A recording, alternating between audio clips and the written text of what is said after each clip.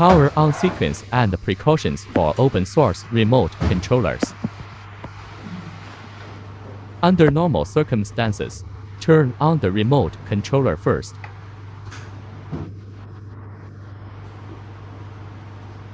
Follow the prompts and flip the remote controller switches upward. If the remote controller is mode to throttle on the left, center the left stick and pull it downward.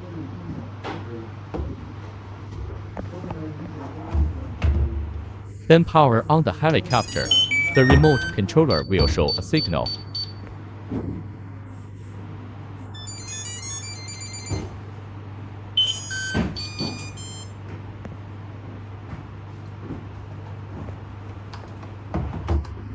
Incorrect example.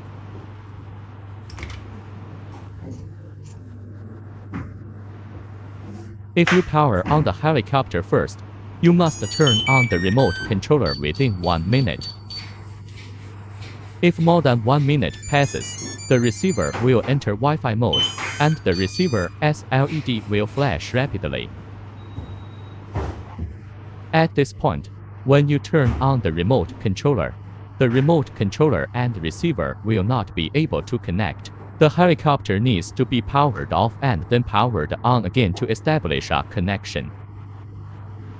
Within 1 minute after powering on the helicopter, you can see the receiver's LED flashing slowly.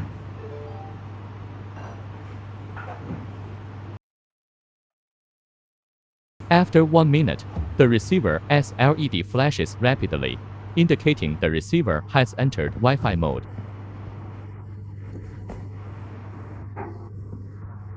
Turn on the remote controller and follow the prompts.